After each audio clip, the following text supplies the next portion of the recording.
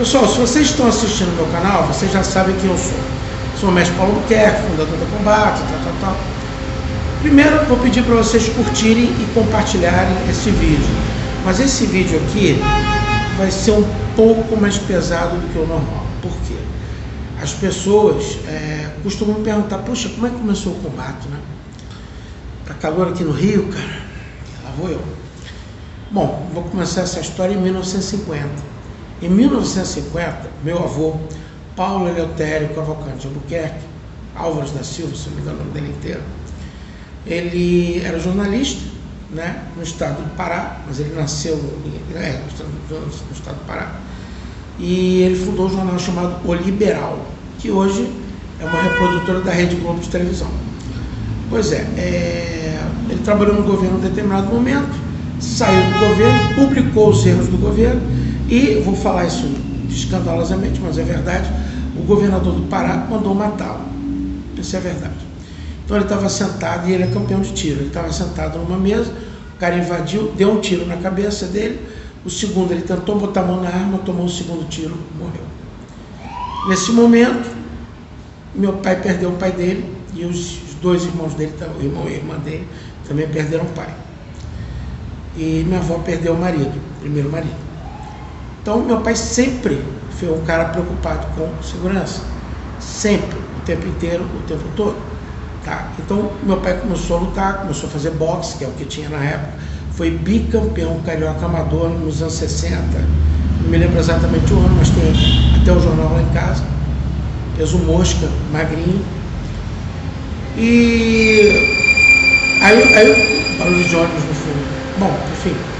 E aí ele começou a me ensinar boxe quando eu era criança, com 5 anos mesmo, não é ensinar de criança não, a manopla, mão, né, é o que tinha, mãozinha para criança, posição, posicionamento, e o boxe era um pouco diferente do que é hoje, tá?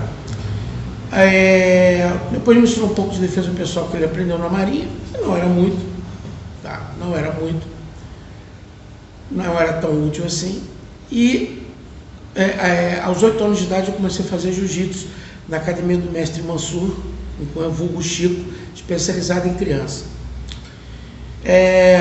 Naquela época, o Chico ele pagava, né, os pivetes aqui da Casa da Banha, que hoje é Hortifruti aqui na Tijuca, para sair na porrada com a gente lá, sem kimono. Porrada estancava.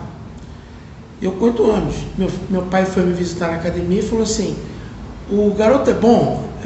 O cara falou assim, olha, para jiu-jitsu técnico, não. Mas ninguém vai dar porrada nele não, olha lá. Eu não queria nem saber, né? Era meu isso. Depois eu tenho uma outra história para contar antes. Por que eu fiquei agressivo, né? Aos 9 anos, meu pai botou a arma na minha mão, primeira vez. Olha, isso aqui é para proteger a sua família. Meu pai tinha 2 armas e eu nunca toquei nas armas do meu pai sem autorização. Só quando ele me levava para praticar. Ponto. Tá, acabou. A gente não praticava estande de tiro, essas coisas não, era barranco mesmo, lata, foto, essas coisas. Voltando no passado, né? Quando eu tinha 5 anos, eu era um garoto muito tranquilo, antes do meu pai me ensinar a lutar. Então, uns garotos tranquilos, bobo até, né? Jardim da infância. Aí os garotos começaram a me empurravam, às vezes me machucavam, então eu não reagia, era super tranquilo. Aí um dia eu voltei com o olho roxo para casa, porque 3 tinham batido. Engraçado, né? Quando a gente pensa em criança, não consegue visualizar isso, mas era o que aconteceu. Aí minha mãe ficou com uma raiva, vem cá, você reagiu? Eu falei, não. Cheguei em casa, eu tomei uma surra de cinto do meu pai. Ele estava certo? Estava. Ele me fez um homem. Aí ele virou para mim e falou assim, olha, se você não voltar lá e não bater no garoto, na verdade tinha um chefe no grupo, né? Você vai apanhar muito mais amanhã. Hoje em dia, cheio de frescura, né? Por isso que tem esses caras aí que são praticamente uma mulher. Aí o que aconteceu? Eu voltei no colégio, a professora dele tinha faltado, isso no dia seguinte. Ele ficou na minha sala, na minha mesa. Peguei a cabeça dele, bati na mesa, não sabia lutar, né? Aquela confusão toda, bati, fui suspenso. Minha mãe ficou contente. Então eu descobri o quê? Apanhar é muito ruim, mas bater não é tão ruim assim, né? Para não dizer que é bom. Então comecei a ganhar o gosto de luta, então no jiu-jitsu foi isso, depois eu fui fazer Kung Fu com o mestre Li Hong Kei, pouquinho tempo, Marcos Vinícius Monteiro Neves, com Fome e com Diocleciano. Diocleciano não, com... Caramba, esqueci o nome dele. Depois eu vou me lembrar. E aí depois eu fiz Taekwondo com Diocleciano e mestre João Henrique. Treinei Taekwondo também com Sandoval, todos excelentes mestres. Fiz Karatê, pouco tempo, Shotokan, na academia da Gonzaga Bastos, mas eu fiz muito tempo com o mestre Megumi, Kyokushin. Tá?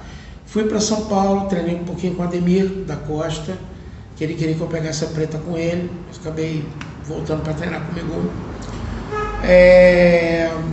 Treinei Shorin-ryu com o mestre Marcelo, o mestre Troiman, Kobudo com o Troiman e o mestre Rodolfo Ortiz, com o mestre deles também, esqueci o nome dele, mas foi só um seminário. Um monte de luta. Só que o ponto que fez diferença, para mim, chave, foi quando eu tinha 18 anos. Agora eu vou ter que voltar de novo no tempo.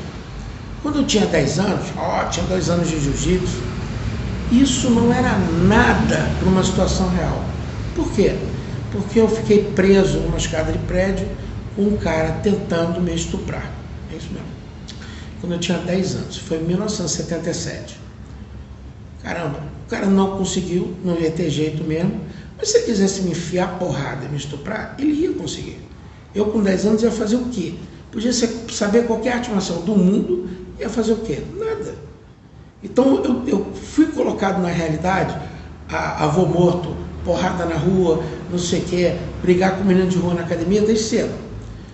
Então comecei a fazer lutas, né? Que começou meu caminho com Kung Fu, Karatê e tal. Eu achava legal como luta, mas nunca parecia uma coisa de rua. Nunca parecia. Eu via ocorrências, filme na televisão, jornal nacional, essas coisas e tal. Não parecia em nada. E o Brasil é um pouco mais seguro, porque a gente vivia sob o autoritarismo militar e o cara que era bandido vagabundo era morto. Simples. Entendeu? Ele era morto, então você não tinha esses traficantes, essas coisas todas. Quer dizer, tinha, mas eles eram restritos a determinados locais. Hoje os caras passeiam aí com fuzil à vontade, né? Então as situações eram mais ou menos assim. Aí quando chegou aos 18 anos, né, Luiz Bonfá, um amigo meu, filho do músico radicado dos Estados Unidos, Luiz Bonfá, fez um curso com o Turron Paul Greg Allen nos Estados Unidos e depois fez um curso de Wing Tsun também com Agostinho Fome e voltou para o Brasil trazendo o Greg para passear. E o Greg foi dar uma demonstração na Academia Jop, onde o dono era o Jefferson, um cara excelente de luta livre mesmo, olímpica, e o Marcos Vinícius Monteiro Neves dava aula de rungar lá. Cara, quando eu assisti aquela demonstração, eu falei assim, faca. Virei para o meu amigo do lado, que é o único que sabia daquela tentativa de estupro, o Vander, que hoje mora na Austrália. Faca. Virei para a Renata, minha namorada não sabia de nada, faca. Né? Tinha vários caras que eu falo até hoje, que eu considero ter uma certa amizade, o Guilherme Bringel, né? O Alberto Guerra, não de Belo Horizonte, mas o de Brasília. Os dois são meus amigos, mas quem estava lá era de Brasília, porque a gente cresceu junto nas artes marciais. E eu falei, faca, se eu tivesse 10 anos e eu tivesse uma faca, eu não passaria por isso. Então, o Cali foi um ponto de partida para uma virada para mim. Eu comecei a ver as coisas de outro jeito, armas e tal. Eu comecei a estudar, comprava livro americano, tal, papapá. Fui para os Estados Unidos com o João Covete, amigo meu, que foi meu primeiro aluno de combate, quando o combate tinha outro nome, porque o combate era um projeto, entre amigos. Eu não ia viver daquilo, entendeu? E o projeto chamava Vou e Luto, que eu falo Esperanto, então era o caminho da luta. Era uma experiência, eram exatamente 20 alunos, eu era um deles, porque eu me considero um aluno também. Um pouco de Kyokushin ali, um pouco de Kali, né? Era a minha experiência. Aí o que aconteceu? Eu comecei a montar o projeto, e eu comecei a estudar coisas que tinham, fui para os Estados Unidos, comecei a estudar uma coisa, estudar outra, vi alguma coisa.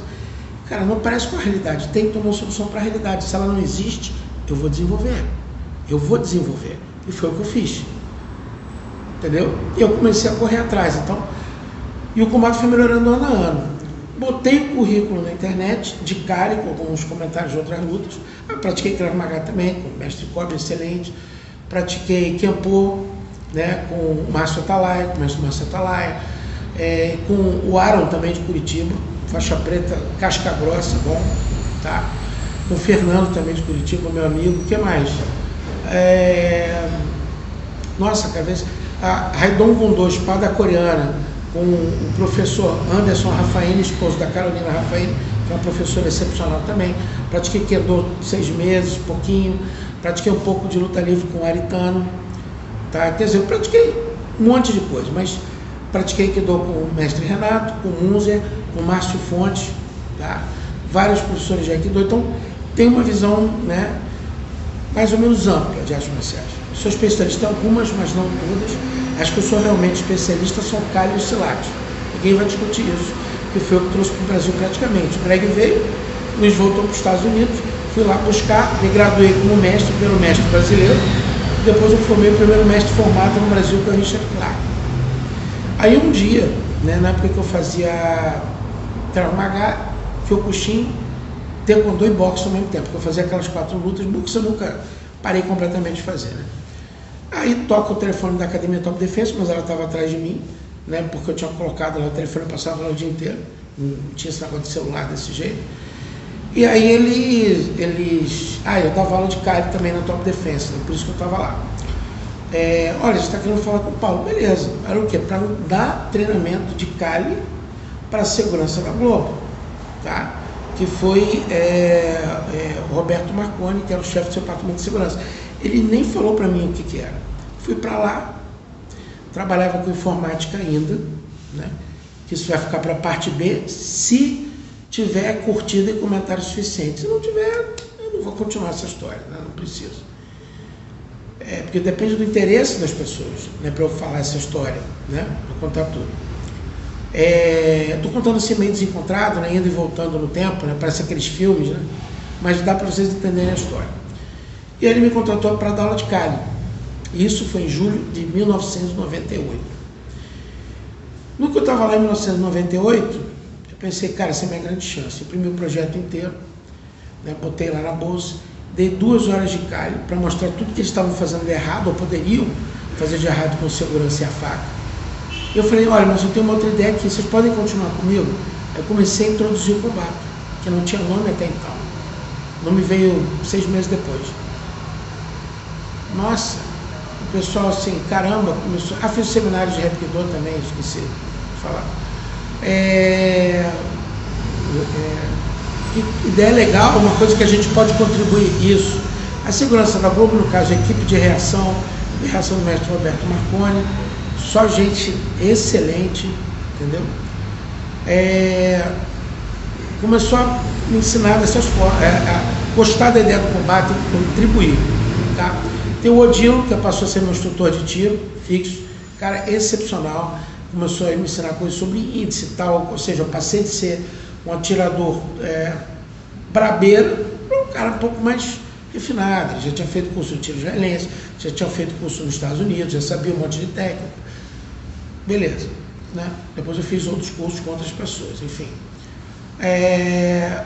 E aí, em determinado momento, né, passou 3 meses, o Roberto Marconi, a Globo quer ficar com você, mas a gente precisa abrir uma empresa. Aí entra a segunda parte da história. Se vocês estiverem realmente interessados, eu vou escrever a segunda parte, eu vou falar, senão não precisa. Aí vai entrar alguns personagens que vocês já conhecem da história do combate, outras situações e alguns percalços também. Gostou desse vídeo? Curte, compartilha, comenta, passa entre os amigos, discute, tá? Situações também, bom, vocês vão ver, tá? Outra coisa, o meu curso de cenários reais vai entrar no ar, já está no ar. Hoje é quarta-feira, amanhã a Combato LTDA faz 24 anos de empresa, tá? Faz 24 anos de empresa. Quem é do Combato já sabe, né, que a gente vai fazer uma comemoração. E eu vou botar durante 24 horas, somente 24 horas, amanhã dia 19 de janeiro, vários cursos da Universidade do Combato em promoção. Vai começar hoje meia-noite, vai direto no site, não precisa mandar mensagem para mim nem nada.